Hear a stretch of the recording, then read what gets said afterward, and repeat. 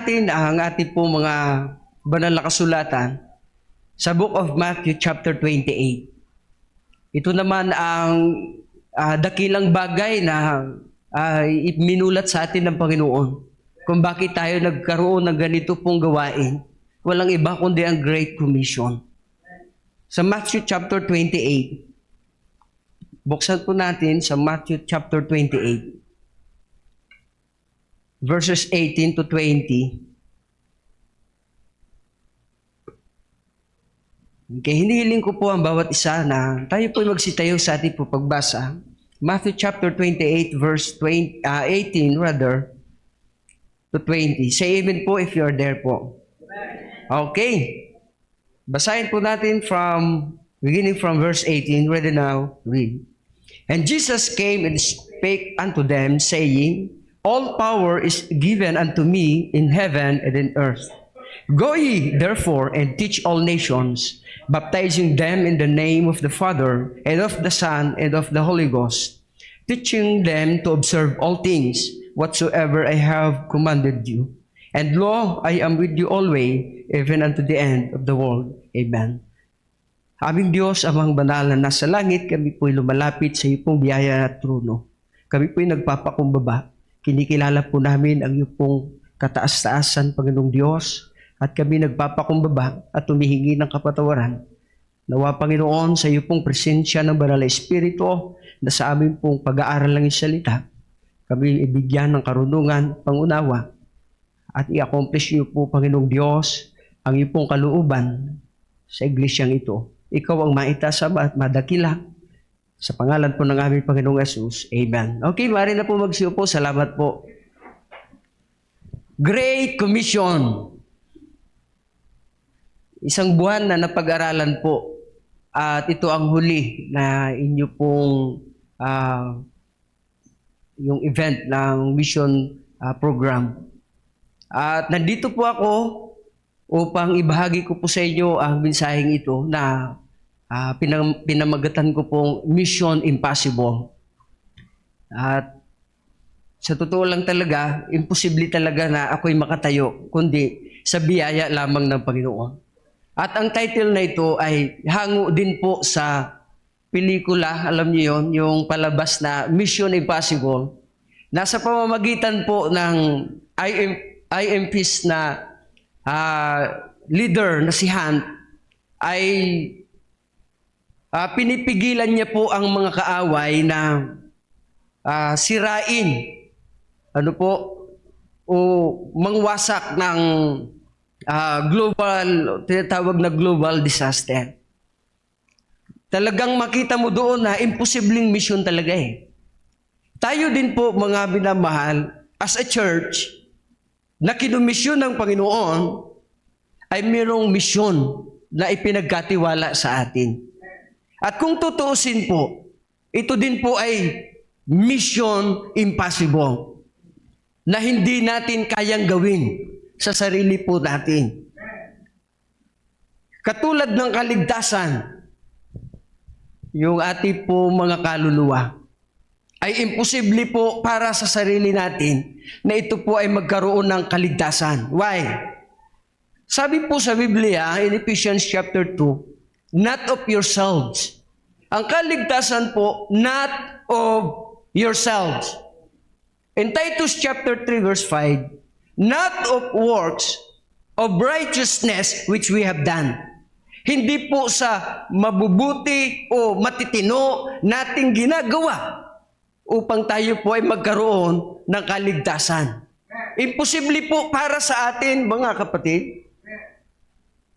Even si Cornelius in Book of Acts chapter 10, he was a just man, he was a devout man, he prayed to God always, he gave alms to the people.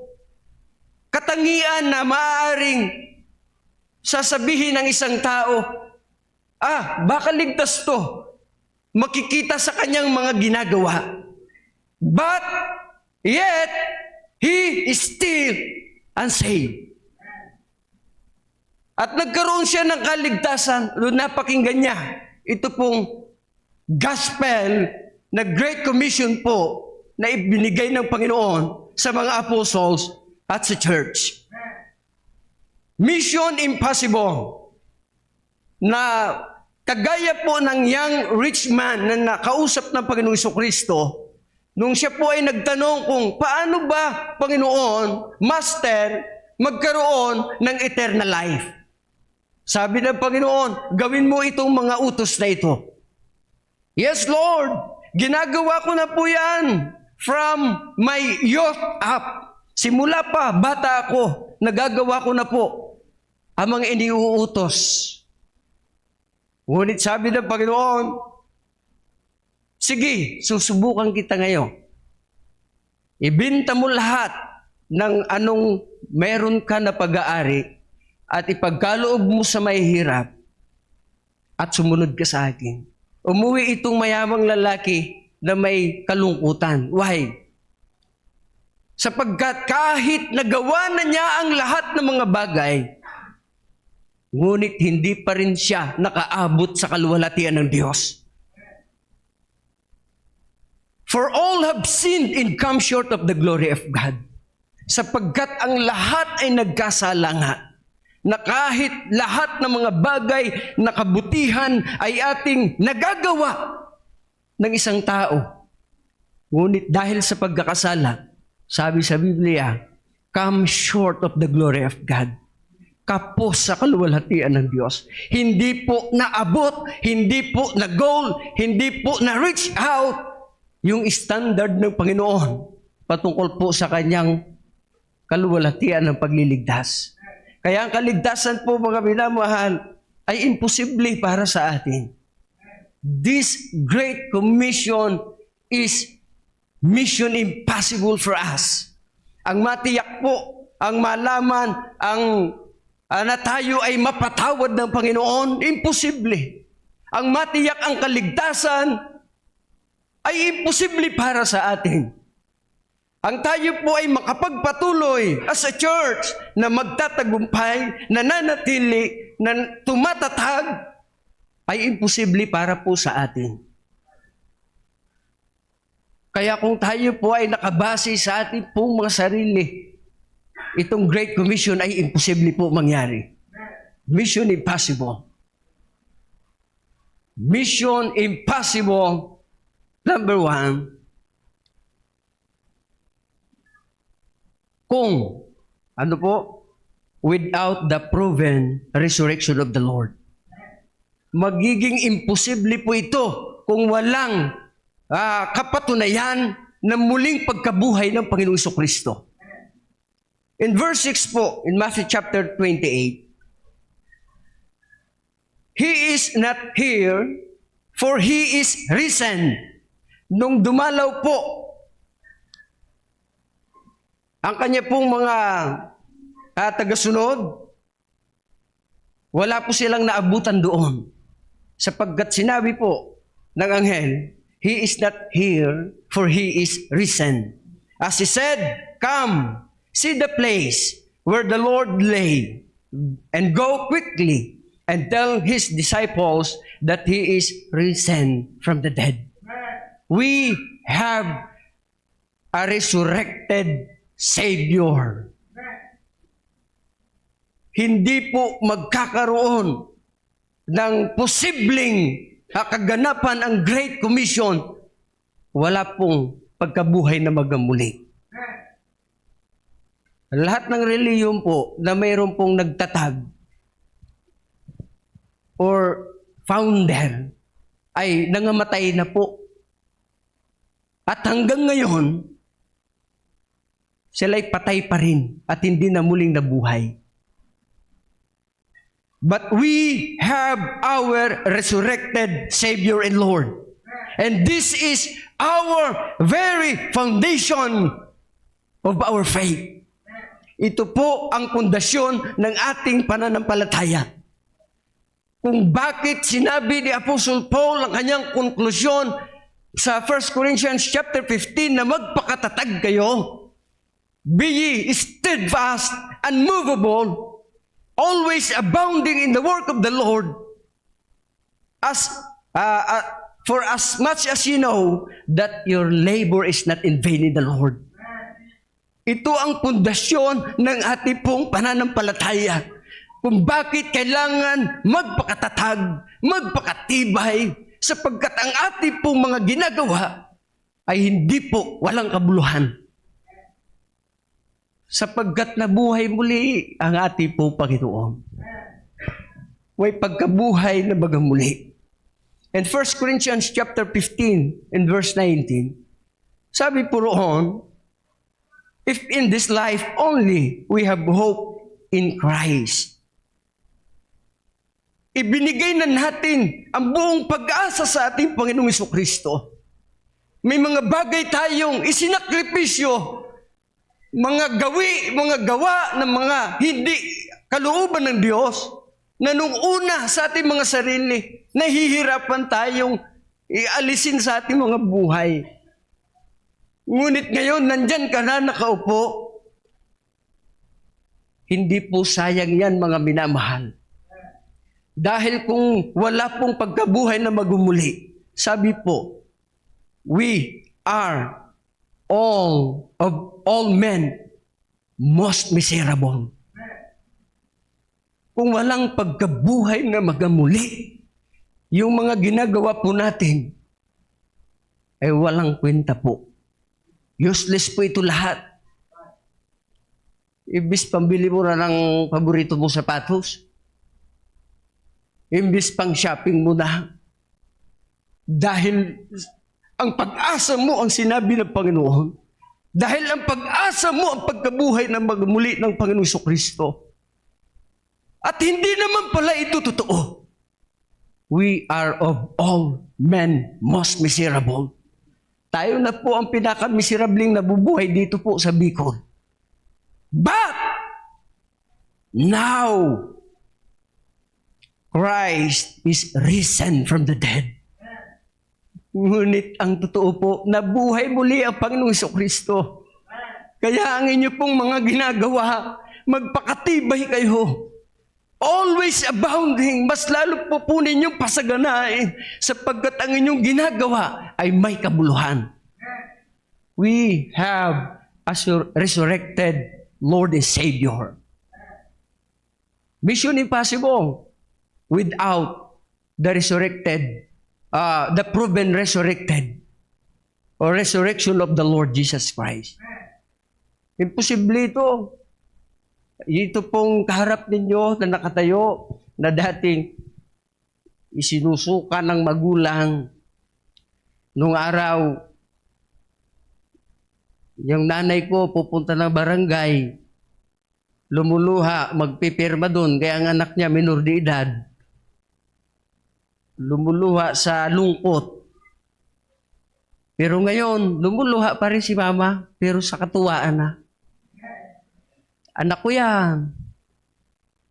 Yan ang anak ko. Imposible po mga minamahal. Kaya, salamat sa Diyos, ginawa niya po itong posible. Mission impossible. Number 2, without the power of the Lord. Kung wala ang kapangyarihan ng Diyos, imposible po itong ginagawa nating magkaroon ng tunay na kaligtasan at pagkakilala sa Panginoong Diyos as ang katauhan without the power of the Lord. And verse 18 po, Matthew chapter 28, verse 18. And Jesus came and spake unto them, saying, all power is given unto me in heaven and in earth. Not only all power belongs to our Lord, but He has the power to forgive sins. Nasa Kanya ang kapangyarihan upang makapagpatawad po ng kasalanan. In Matthew chapter 9 verse 6, but ye may know that the Son of Man hath power on earth to forgive sin. Salamat sa Diyos, sapagkat kung sa sarili po natin, imposible na ang mga kasalanan natin ay magkakaroon ng kapatawaran. kahit anong pagsasakripisyo na gagawin natin, ay hindi po natin mababayaran ang ating pagkakasala upang tayo ay mapatawad ng Diyos. Kaya nga sa una pa lang, yung ginawa ni Adam at ni Eve, para sila'y makabalik muli sa Panginoong Diyos, gumawa na sila ng effort nila. Kumuha ng dahon para pantakip sa kanilang kahubaran. Sila po ay nagkaroon ng self-effort. Sila po ay nagkaroon ng self-righteousness. Ngunit ito'y hindi tinanggap ng Panginoon. Sapagkat may kaparaanan ng Diyos kung paano tayo magkakaroon ng kapatawaran. Kaya sa kanyang mga kamay mismo, may tupang inosente. May tupang walang kamuwang-muwang na kailangan magsakripisyo ng buhay para matakpan ang kanilang kahubaran. Na kailangan may tumulo na dugo ng inosente para po magkaroon ng kapatawaran ang ating mga kasalanan. Salamat sa Diyos na dahil sa kapangyarihan ng Panginoon, He has the power unto salvation. Siya po ay, nasa Kanya po ang kapangyarihan upang sa ating ikaliligtas. In Romans chapter 1 verse 16, "For I am not ashamed of the gospel of Christ." Hindi ko ikinahihiya, ika nga ni Apostle Paul, ang ibahagi ang ebanghelyo, for it is the power of God unto salvation to everyone that believeth. Ito ang kapangyarihan ng Diyos sa ikaliligtas ng mga sasampalataya sa Kanya. Walang ibang kaparaanan para po tayo magkaroon ng kaligtasan, kundi sa pamamagitan ng ebanghelyo ng Panginoong Jesucristo. Lahat ay kailangan dumaan sa kaparaanan ng Diyos. For it is the power of God unto salvation. And God gave us this power. Hindi para makapagligtas tayo, kundi maging biyaya sa ikaliligtas ng iba. Kailangan maging anak tayo ng Diyos, but as many as receive Him, to them give it power to become the sons of God. Even to them that believe on His name. Na nung tayo ay nakakilala ng pagkakasala, nang ating nakilala ang kamatayan ng Panginoong Jesucristo sa krus ng Kalbaryo, at ito ay ating tinanggap, and give unto them the power to become the sons of God. And after that the Holy Ghost is come upon you, yung kapangyarihan din na ibinigay sa atin ng Diyos, yung karapatan na ito, simula nung pumasok sa atin ang Banal na Espiritu sa pangalan ng Panginoong Jesucristo na tinanggap natin, "Ye shall be witnesses unto me," according to the Bible. Yun na po ang pagkakataon na kapangyarihan ng Diyos na sukat ikaligtas na sangkatauhan ay dala-dala na po natin. Napakahalaga po ng ating tungkulin, mga minamahal. Hindi po malit na bagay ang makapagdala ng ebanghelyo. Ang pagbabahagi po ng ebanghelyo ay itinuturing po na Great Commission, great work. Sapagkat pag walang magdala po ng ebanghelyo, walang makakapakinig. In Romans chapter 10 verse 13, "For whosoever shall call upon the name of the Lord shall be saved. How then shall they call on Him in whom they have not believed? And how shall they believe in Him of whom they have not heard?"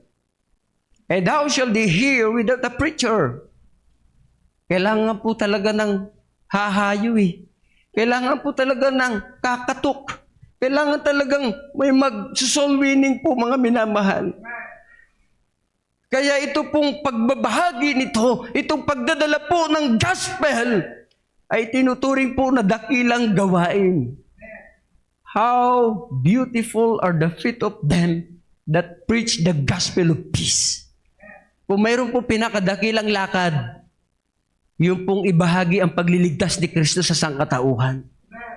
Kaya yung ginagawa po ninyo, alalayan, yung mga nagmimisyon, dakila pong gawain ang ginagawa ninyo. Ako po ay saludo po sa inyo. Ako po ay namamangha sa inyo pong church at maganda gayahin. Maganda gayahin. Kami po ay bago na gawain. At although salamat sa Diyos na nakakapag-support na rin kami sapagkat gusto talaga din namin at yun naman talaga ang tama na sundin ang kalooban ng Panginoon. And now, tutuloy po tayo sa pangatlo. Mission impossible. Without the proven resurrection of the Lord. Without the power of the Lord. Mission impossible without the people of God or the church. Magiging imposible po, mga minamahal, kung wala pong magpapagamit sa Panginoon. Without the people of God. This church. Kaya nga sabi po, go ye! Go! Go! Mayroon pong gagamitin ng Panginoon. Go ye therefore and teach all nations and baptizing them and teach them to observe all things whatsoever I have commanded you. Without the people of God. Kaya napakahalaga po ng church. Napakahalaga po ng mga nagpapagamit sa Panginoon. Napakahalaga po ng hahayo para po ibahagi po ang Ebanghelyo ng Panginoon. We have the church. We are in charge. We are commissioned and commanded of this great commission to go, to teach, to baptize them, and to disciple them. Napakahalaga po, mga kapatid, ang tungkulin ng church. The duties of the church. Ang inyo pong ginagawa ay isang bagay po na pagsunod sa kalooban ng Panginoon. At tayo rin po ay tinawag na ambassadors. We are the ambassadors for Christ. In 2 Corinthians chapter 5, pag sinabi pong ambassadors, alam niyo naman po yan, di ba? Kinatawan, representative. Sapagkat ang Panginoon, ang Great Commission po, sa Kanya ito eh. In verse 18, 2 Corinthians chapter 5 verse 18, and all things are of God. Ang Great Commission, trabaho ito ng Panginoong Jesucristo. Sa Kanya po ito gawain na Kanyang ipinagkatiwala doon sa mga taong naligtas. Kaya nga sa Kanyang pagganap ng kaligtasan sa sangkatauhan, siya'y bumalik sa Kanyang pinanggalingan na langit na bayan. At Kanya pong inutusan itong mga naligtas. Go ye therefore and teach all nations. Ang Great Commission po ay gawain po ito ng Panginoon. Sa Kanya po ito trabaho na ipinagkatiwala sa Kanyang mga ambassadors. And all things are of God, who hath reconciled us to Himself by Jesus Christ. Na siya yung nagpagitna upang ipagkasundo ang Diyos na banal sa taong makasalanan. Kahit anong gawin ng tao, hindi siya makakalapit sa Diyos na banal. Ngunit salamat sa biyaya at grasya ng Panginoon na sa kanyang sarili ay ibinigay niya sa krus ng Kalbaryo upang maging katwiran natin. Na itong makasalanan na ito, na nagtiwala sa kanyang kamatayan sa krus, sa kanyang pagkalibing at muli pagkabuhay, ay magkakaroon siya ngayon ng relasyon sa Diyos na nasa langit. Who hath reconciled us to himself by Jesus Christ and hath given to us the ministry of reconciliation. At ibinibigay ito, mga minamahal, itong duty na ito, itong tungkulin na ito, ay ibinigay sa church to be a reconciliation o to be ano tawag nito, yung tagapagdala na magpapakilala na mayroon pong nag-reconcile sa atin mula sa pagkakasala, mula sa pagiging makasalanan. Tayo na po yung dadalhin doon ng Diyos sa mga lugar na magpapakilala. Huy, makasalanan tayo. May namatay sa krus ng Kalbaryo. Magtiwala ka sa Kanya. Siya ang tanging daan patungo doon sa buhay na walang hanggan. Kaya po mga minamahal, ang inyo pong ginagawa ay dakilang gawain. Ito'y gawain ng Diyos na ipinagkatiwala sa atin. Hath given to us the ministry of reconciliation. Ang inyong pong lingkod ay may personal testimony po. Ako po'y naligtas sa Santa Rosa, Laguna when I was 25 years old. Naghahanap buhay at may kumatok na soul winner. Sabi ko, ano yan? Ano po, nagtuturo kami ng salvation. Anong salvation? Ano ba yan? Mahalaga ba yan? Nakahubad, mahaba, nakadreadlocks po ako nun eh. Pasaway opo, tapos kinumpronta ako. But sir, ikaw, pag ikaw namatay, saan ka pupunta? Sabi ko, di ko alam. May sagot ba dyan sa dala mo na aklat? Oo, pasok. Pinapasok ko.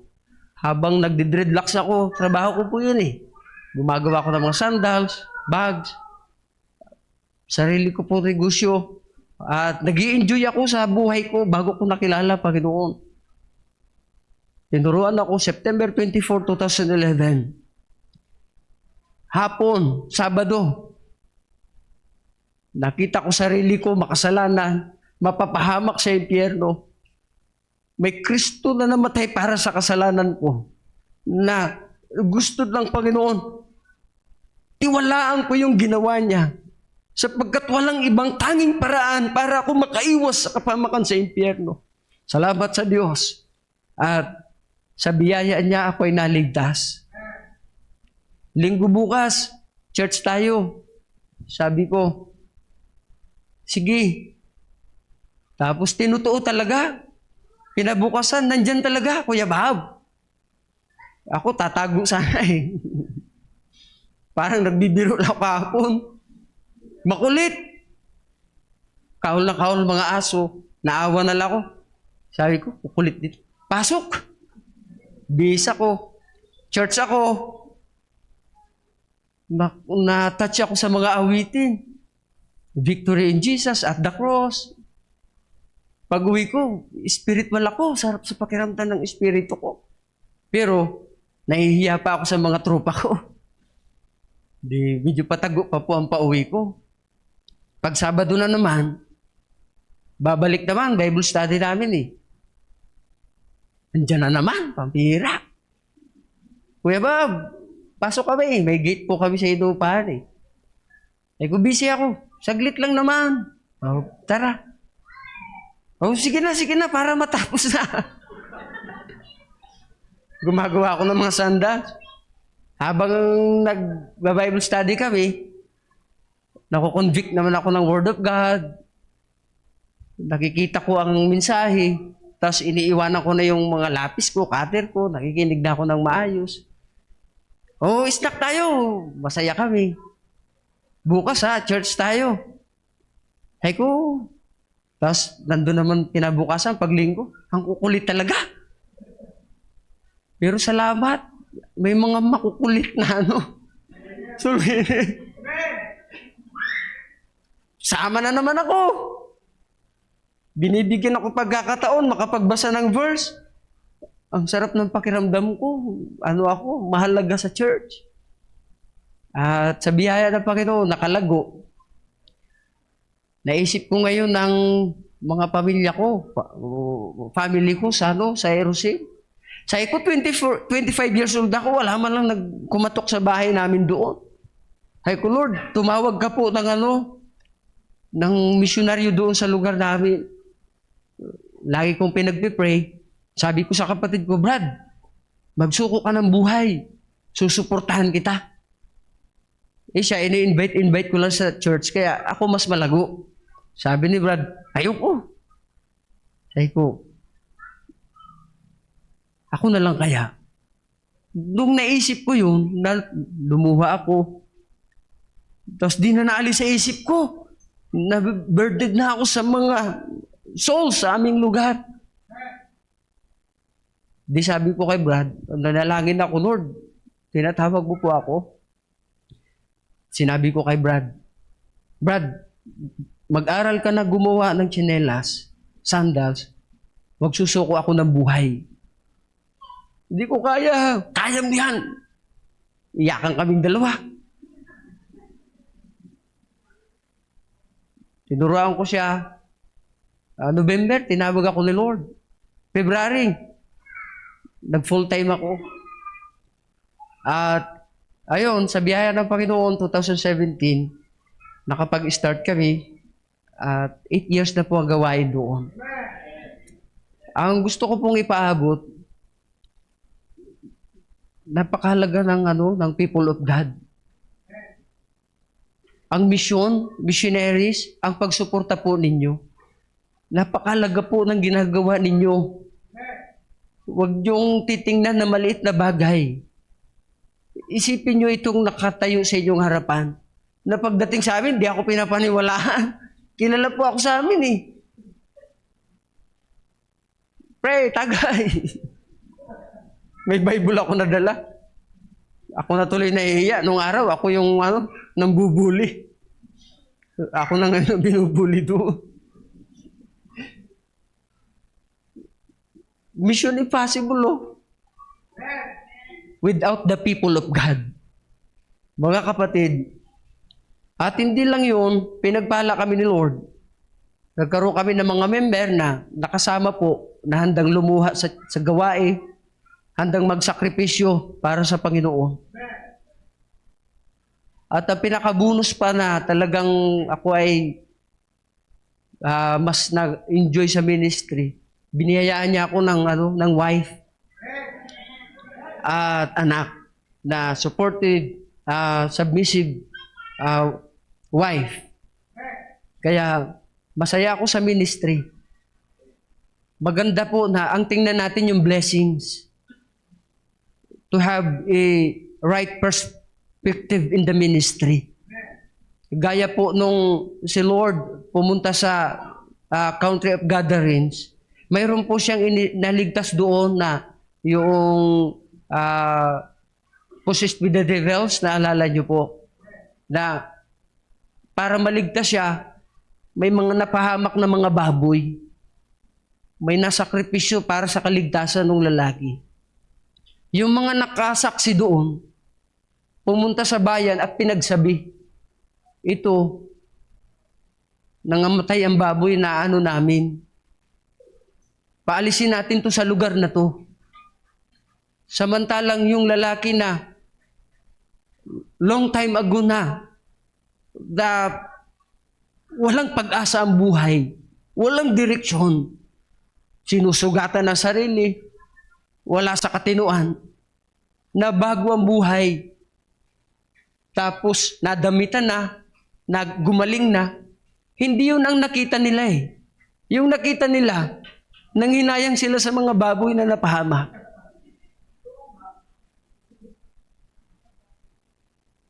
Maganda po sa ministry na may tamang pananaw. Yung makita natin ng blessings.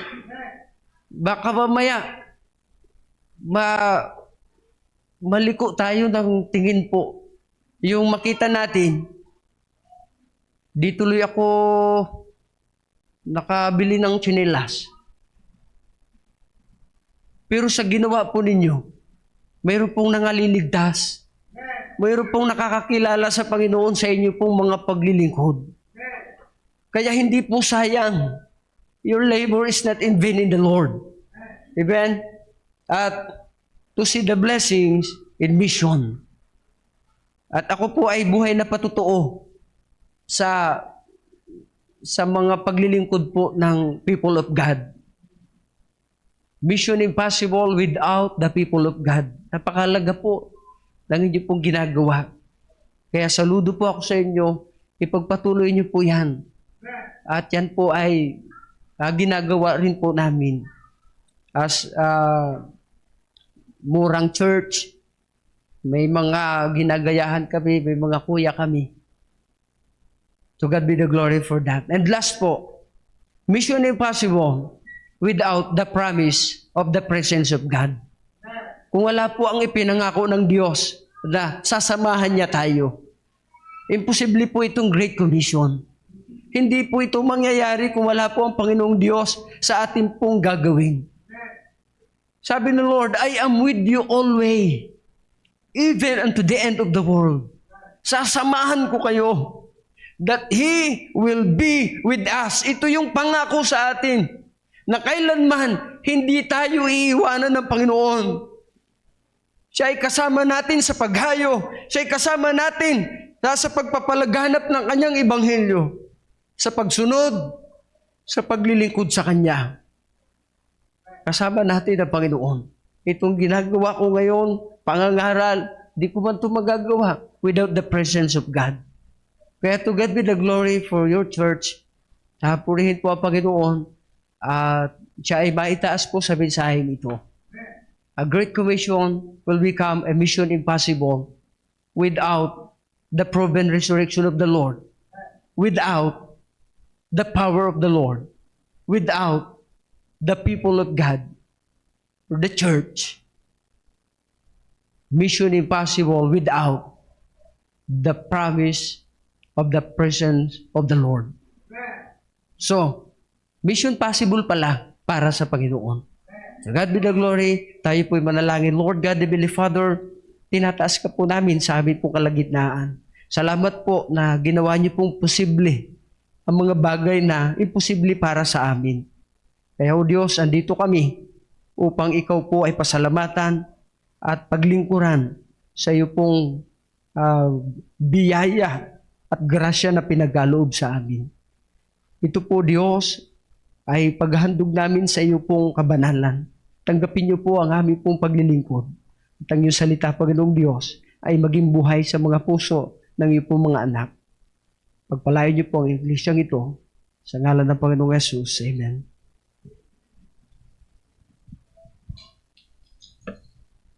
Pastor Eli, let's take a moment to reflect on the Word of God that was shared to us tonight. May I ask everyone to bow your head and close your eyes.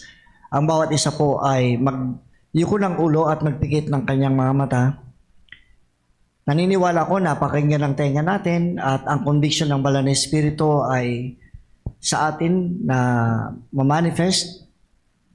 And truly, we are so honored na itong mission na imposible sa atin ay ginawa ng Diyos na posible. And He has given us the privilege and honor na gamitin niya ang bawat isa sa atin. Mga minamahal, napakaganda na paalala ngayon na ang paghayo pala at pagbahagi ng salita ng Diyos sa ikaliligtas ng mga taong nasa paligid natin ay isang posible na pwedeng gawin at na dapat gawin sa biyaya ng Panginoon at sa presensya ng Diyos.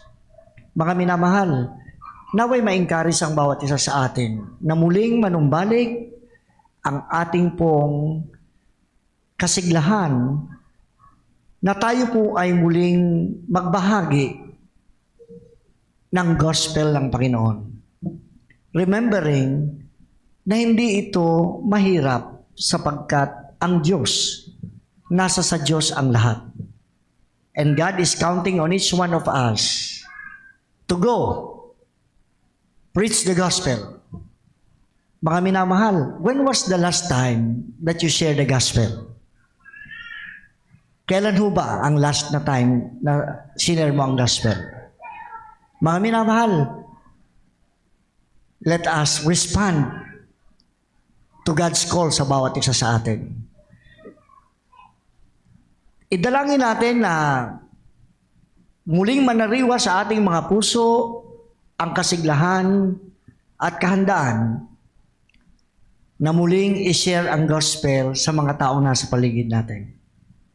Kung tayo ay tumigil na, ipagpatuloy muli natin. O Lord God, our gracious and heavenly Father, we admit, O Lord God, that we have failed you in so many times na ito pong bisyo na binigay mo sa amin, that's only possible because of you, ay hindi namin nagawa at nagampanan maraming beses. And Lord, thank you for your word again tonight.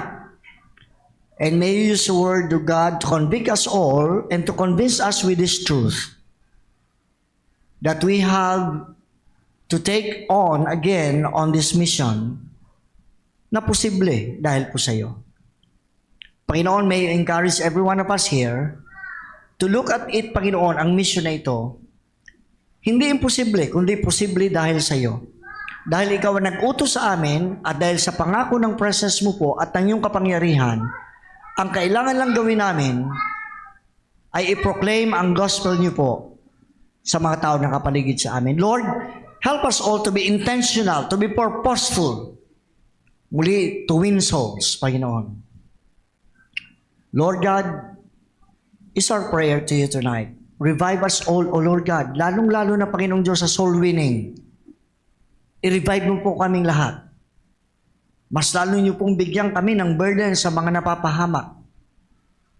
At higit pang pagmamahal sa iyo, Panginoon, upang ikaw po ay sundin po namin.